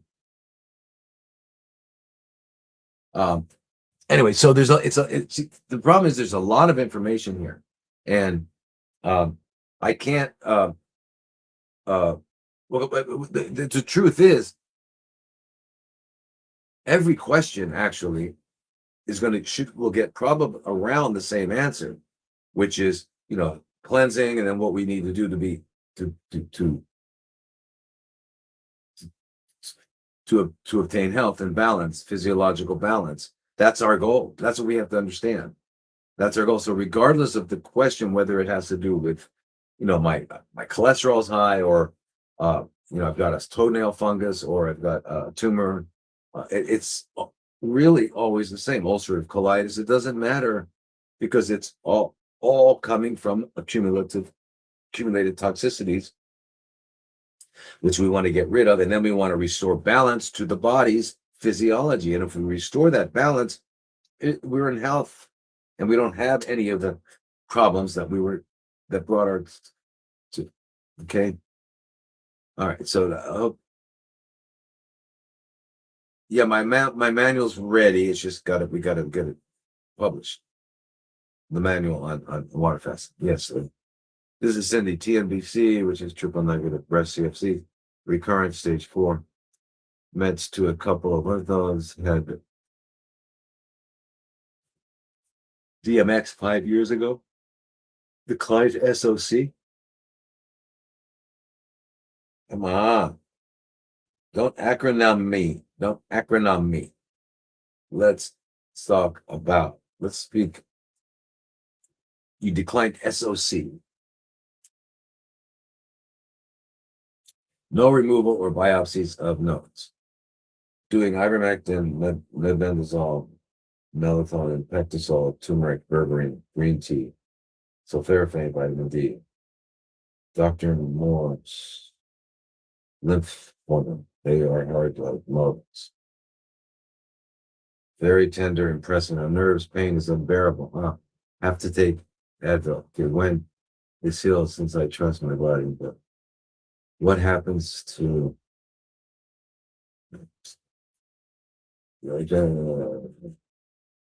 will they ever turn to product? What happens to those auxiliary lymph node cells? Will they turn to product? Will they ever function normally again? I can't take this nerve pain. Okay, so wow. Anyway, listen, Cindy, sounds horrible, the pain. Okay, you sounds like you're ready to do anything. You're doing lots of different things, but it sounds like it's almost, it's an overwhelming situation because of the pain. It's hard to think, and then you got all these things to take, and you're not sure what's the best. So really, you need some really good personal guidance, and the best way to do that is please go to drlodi.com, drlodi.com right now and join the CFC group, and then we can meet twice a week, and we can go over this with you. And you'll have access to lots of stuff. But there's a lot of things you should be doing. But we've got to deal with the pain first. Pain is always number one, because otherwise it usurps your consciousness. You can't think of anything else if you've got severe pain. Just can't. And even anything chronic. I've had people with chronic nausea. You can't think of anything else. Chronic itching, severe itching. I mean, anything like that is going to just take away your ability to do anything else. It usurps your consciousness. So we've got to deal with that. Now, one of the best ways that I have found to deal with pain, especially that kind of thing. But yours is nerve pain, and so it's in your excuse me. So it's in your lymph nodes, I guess. That's what I'm seeing here. They're hard like marbles, very tender, pressing on nerves. Okay, so that's where it is. Okay, so lots of things you can do. One is, you've got to find a lymphatic therapist, a certified lymphatic therapist who does ELT, electrolymphatic therapy, which are these little glass wands that can move lymph nodes because there's congestion in there. These in the lymph nodes, they're congested, and we need to move that along. So that's one very important thing to do. Secondly, the whole cleansing idea, making sure we've gone to the biological thing. There's a lot we need to do, but to just deal specifically with the pain in the meantime, high doses like 500 milligrams of a 4-to-1 CHC to CBD suppository, oil suppository. You can do twice or 3 times a day to manage the pain. It also helps eliminate CFCs. And if you're doing it rectally like that, suppositories, and it's in the outer 2/3 of the rectum, then you won't get the psychoactive component. You won't get high or stoned. You don't, because it's a lot. No one wants it. Most people don't want to be that high, or not high. It's stoned.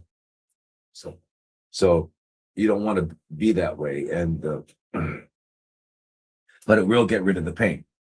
But you got to figure out, do I need to do 500 or maybe 750 twice or 3 times a day? In other words, you find the right amount, and actually gets people off of any kind of narcotics that they might have been taking to deal with this.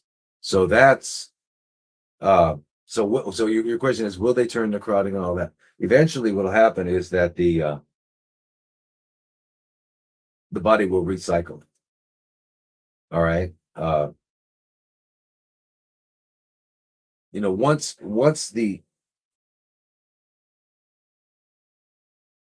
once with the biochemistry changes so that it's not leading towards the CFCs, and that stops, then it will regress and be recycled.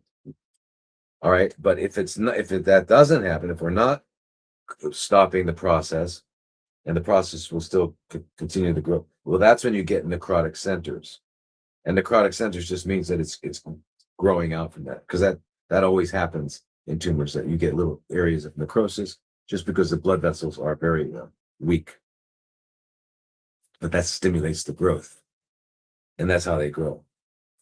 But so if we can start taking care of this, reversing it so that it's no longer being produced, then it'll just kind of the body will take care of it.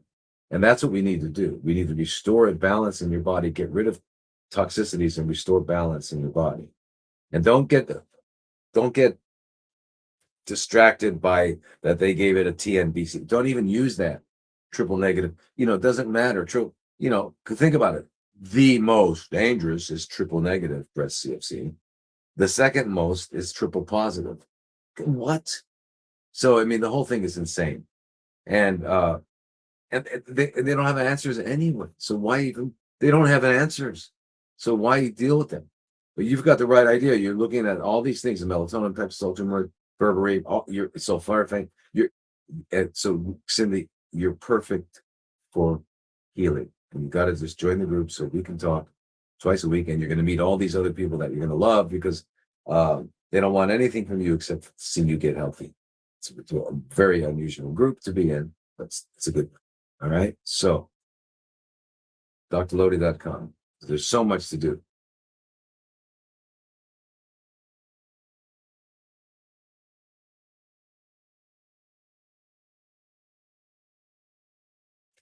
So because of lots of organs that I'm afraid with cleansing. So, all right, well,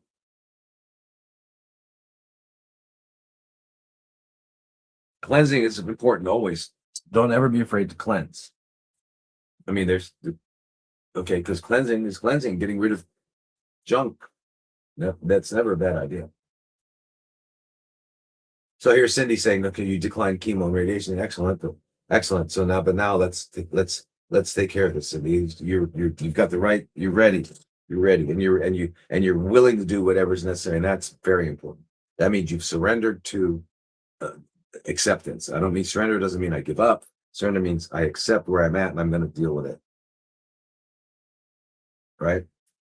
And we turn it over to divinity. Divinity will heal it, but we've got to do our part.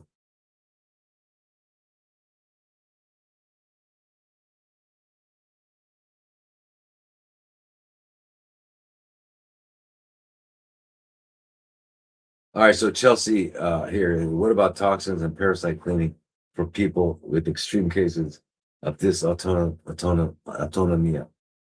My stomach can barely handle food. I currently can manage about 5,200 ICU. ICU is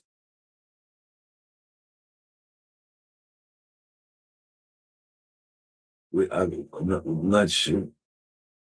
Not sure what you mean. ICU. Thank you, Vero. Thank you. I'm not sure what you mean by that. All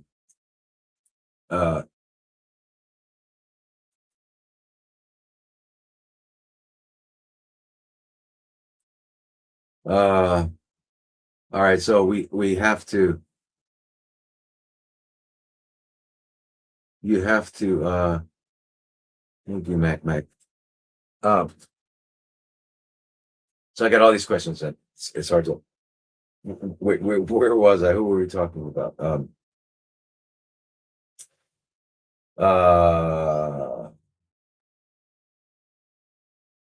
Okay, so you're looking for guidance. That's it. Perfect. Just got to join our groups. So either health and healing, the parasite, or CFC. If you have CFCs, join the CFC group. Go to drlodi.com. So we can do this twice a week and interact. So, so do you take a break with ivermectin and fentanyl? Yeah, with any antiparasitics, it's always 3 weeks on, 1 week off. Or for you, it might be 2 weeks on and 1 week off, or 4 weeks on and 2 weeks off. It depends on the person, but a good standard is 3 on, 1 off. Now, where do you get natural thyroid medicine? Thyrovans, Thyrovanz. Online, you'll find it.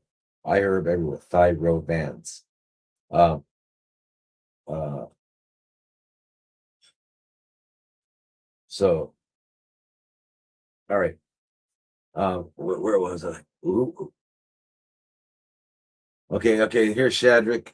Is it for renal cell? Yes. Remember, the difference between renal cell, ovarian, brain, pancreas is the first word, location.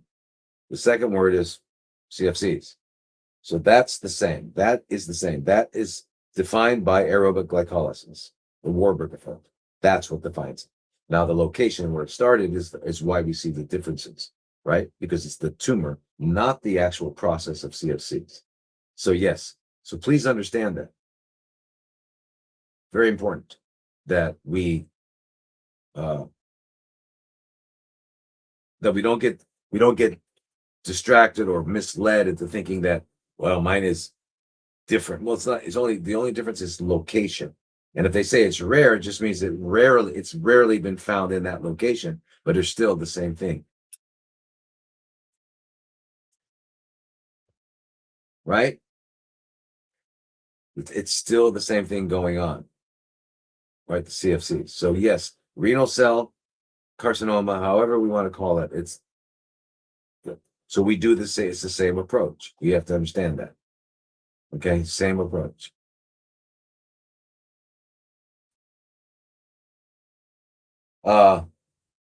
Andrew, uh, hello, Dr. Lodi. What then must nutrition humans should eat after stop eating meat? Avoid having any problem with bones, etc.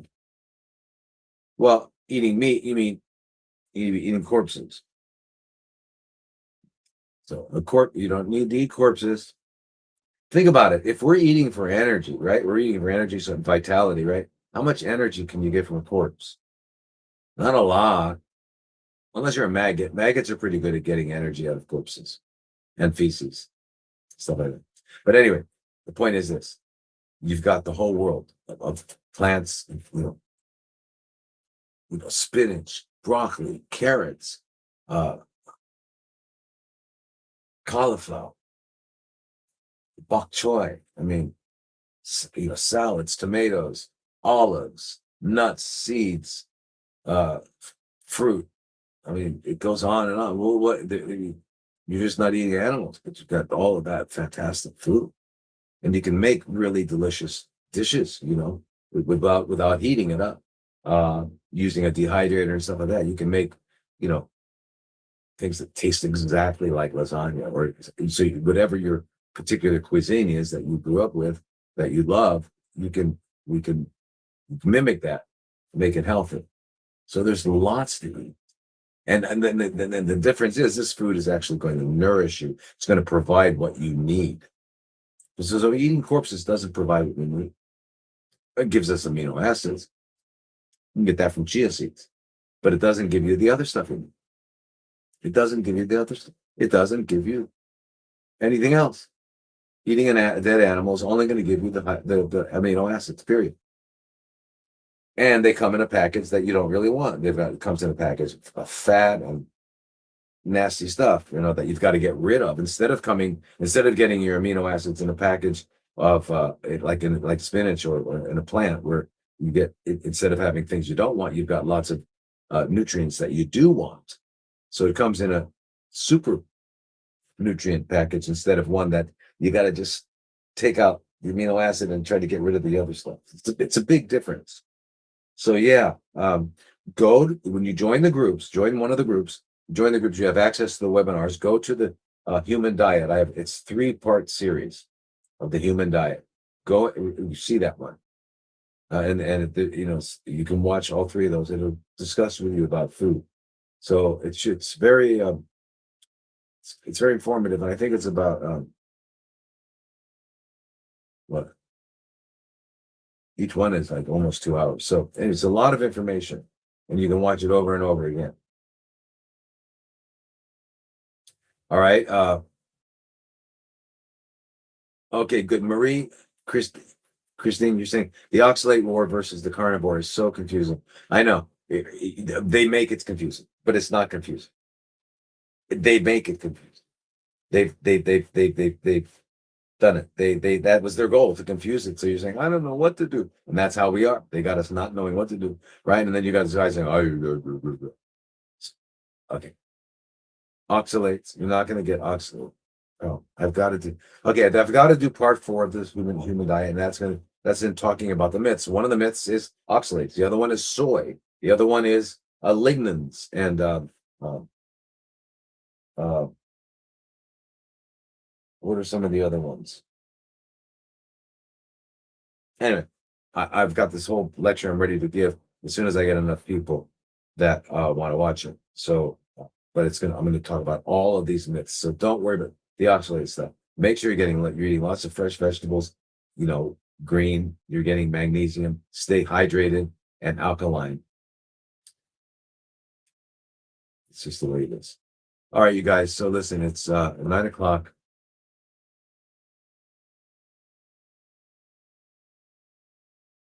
All right, so just to let you all know, we're gonna post the first episode of High Dose Vitamin C tonight. Just to let you all know, that'll be posted tonight. And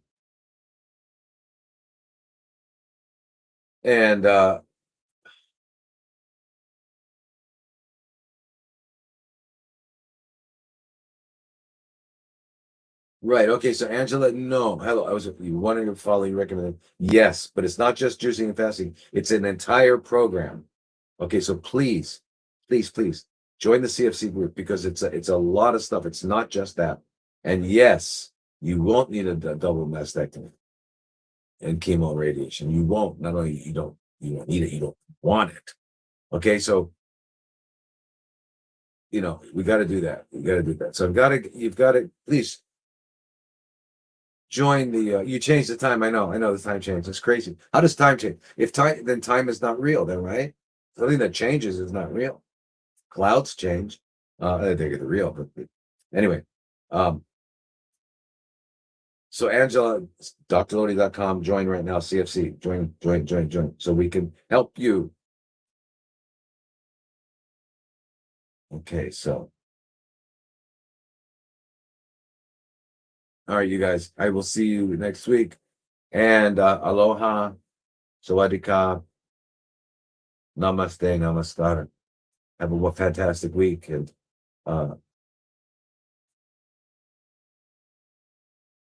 really, I wish we could all join these groups so we wouldn't only have to rely on Sunday nights, because we've got Mondays and Wednesdays as well, and then Tuesday for Vanessa and Darren, because we're restoring health is big. It's a big job, and it's crazy complicated, only because we learned how to live unhealthy. It's only complicated. It seems complicated, but when you get down to the fundamentals, it's really quite simple. Imagine, the way I look at it is this: what would you be doing if it was 8,000 years ago and you were living near the equator? When would you go to sleep? What would you eat? Just if you think about that, it makes it easier. All right. So all episodes of the red light therapy is out now, and the vitamin C is coming out tonight. Okay. And then so anyway, Swadee Kap, namaste, namaskar, and aloha, everyone. Beautiful week.